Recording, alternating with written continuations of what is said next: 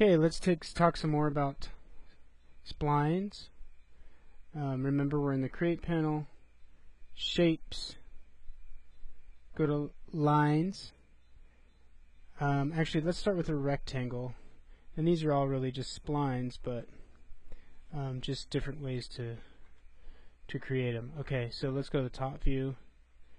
Create a rectangle. We'll make it... Boy, I don't know if my units are set up right. Okay, here in units, if you go to customize unit setup, I usually want mine as feet with fractional inches, like that. Okay, so now it says that rectangle is, let's say it's 20 feet long, 20 feet.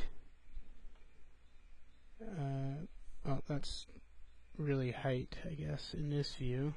So we'll say 10 foot high, 20 feet wide. We'll pretend like this is a wall for a building again. Now, if you select that rectangle, then here, this is an important button. Start New Shape is checked. We actually want to add to this shape, so let's uncheck that. Then if we draw another rectangle, you can see it's all still selected because it's all the same shape. Now you can do... Okay, now let's just go into modify this rectangle, and again you have sub-object mode here. So there's vertices. Vertices are just the points. Now you can see that it kind of bends funny as you move it. And if you're familiar with 3D, you know what's going on here, but if you're not, then let me explain. Each corner can be, if you select a vertice and right click on it, it can be either a Bezier corner, a corner, or a smooth. Smooth is going to look like that. I rarely ever use those. Corners is sharp like this. Bezier is like this, and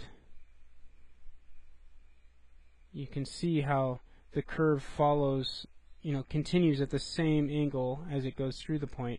If it's a Bezier corner, then you can break the Bezier right at the point and make a different angle on each side. So we want that to be a corner. And in architecture, I oftentimes select all these and make them into corners. Now, the thing I was going to show you is we can select vertices, we can select segments, which is just that, or we can select the entire spline, which is that. So any continuous segments we'll all select together.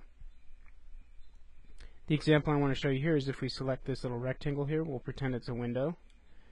And if you hold down Shift and drag it, it will just add more windows. We can add a fourth one here like this, and I'm just kind of winging it right now, but this is kind of how you could use splines to create a wall of a house or a building. Now say we had this chunk deleted for some reason. One tool that's useful, the hotkey for me is Shift-N. You could set it up as that too. But the command in here is connect. If you take two vertices, drag from one to the other, then it connects them. That's going to be an important tool moving forward. Let me show you some other tricks here. M is a hotkey for me.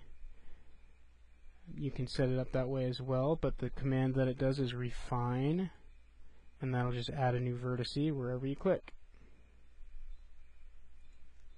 So now if you want to move that,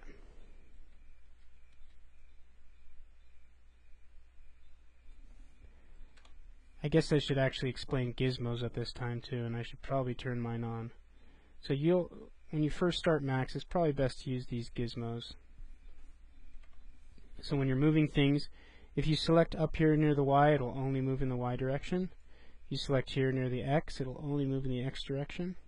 And if you select here in this box, it'll move in either direction. X is the hotkey to turn those on and off.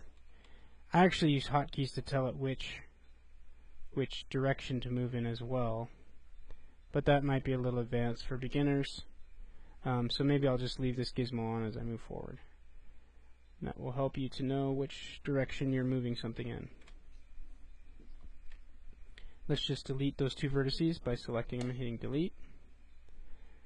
And delete this guy too. And like I was showing you in the last video, if you take this and hit Control V and copy the whole spline,